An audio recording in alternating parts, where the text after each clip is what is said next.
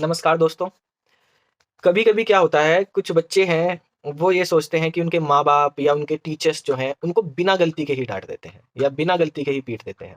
गलती उनकी नहीं रहती, उन्होंने कोई गलती नहीं की किसी भी तरह की, लेकिन उनके माँ-बाप ने या उनके टीचर्स ने उनको पीट दिया। गलती किसी और की थी, पीट उसको दिया। तो ऐसी कंडीशन में वो क्या करें कि हमें सर बहुत गुस्सा आता है, हैं? गुस्सा आता होगा भाई तुम्हें? कि गलती मान लिया तुम्हारे भाई की है या किसी दूसरे क्लासमेट की है। टीचर्स को या आपके घरवालों को समझ नहीं आया, पता नहीं चल पाया कि किसकी गलती थी और गलती से पीटना उसको तो, डाँटना दूसरे को था और आपको डाँट दिया, 2-4 आपको लगा भी दिए। तो क्या करोगे आप उस टाइम पे?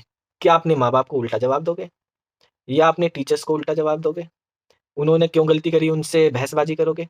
उन्होंने आपको क्यों डाँटा, क्यों पीटा उनसे बहसबाजी करोगे? हैं? देखो एक चीज़ समझो ध्यान से, विभीषण और रावण ये 2 भाई थे। गलती सबको पता ही है आपको रावण की थी। विभीषण उनको समझा रहा था, अच्छी बात बता रहा था ऐसा ही। लेकिन तब भी क्या हुआ कि रावण ने विभीषण को डाँटा, लात मार के लंका से बाहर भेज दिया। भगा दिया, भेज क्या दिया? भगा दिया। खूब डाँटा, सुनाया, गाली-गलौच की, लात मारी और भगा दिया। विभीषण तब भी रावण के सामने हाथ जोड़ के खड़ा रहा। रावण उसको खूब गाली देता रहा, डाँटता रहा, ठीक है?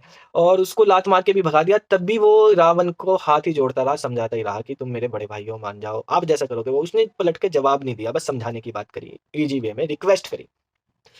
तो इसका क्या हुआ कि विभीषण जब बाहर कर दिया लंका से, तो वो श्री राम के पास चला गया। तो इससे हमें क्या शिक्षा मिल रही है कि अगर बड़े जो हैं आपको डाँट भी रहे हैं और आपने सहन कर लिया, बड़ों ने कितना भी वो कर लिया, तो क्या मिला आपको उसमें?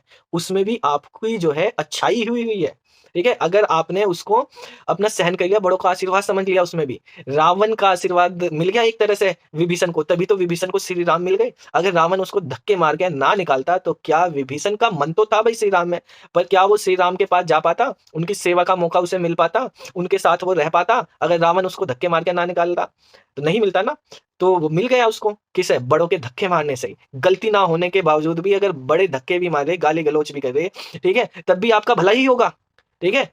तो अगर आपके बड़े हैं, आपके गुरुजन हैं, आपके माँ-बाप हैं, अगर वो आपको पीट भी रही हैं, धमका भी रही हैं, तो उससे आपका भला ही होना है, ठीक है? अगर आप उसको सहन कर रहे हो अच्छी तरीके से, आशीर्वाद के रूप में लो हर चीज़ को, तो आपका भला ही होगा उसमें भी, ठीक है? ये मत समझो कि हमारा नुकसान होगा, भाई आपका भला ही होना है। किसी भी तरीके बड़ों की डाँट भी आपके लिए आशीर्वाद बन जाएगी, लेकिन शर्त एक है कि आपको नर्म रहना है उसमें भी, ठीक है? उसको भी प्रसाद की तरह ही ग्रहण करना है क्योंकि माँ-बाप और गुरुजनों का डाँट भी आपके लिए आशीर्वाद ही बनेगा, आपके लिए हमेशा अच्छाई के पथ पे ही ले जाएगा, आपको सक्सेस के पथ पे ही ले जाएगा। तो हमेशा बड़ों की, अपने माँ-बाप की, अपने बड़े भाई-बहनों की, अपने चाचा-ताऊ की, अपने गुरुजनों की सेवा करनी है और वो गलती से भी आपकी बिना गलती के भी आपको डाँट दें, धमका दें, पीट दें, तो उसको भी प्रसाद की तरह ग्रहण करना है, ठीक है? तो आपका भला ही होगा, आपको सक्सेस होने से कोई नहीं रोक सकता।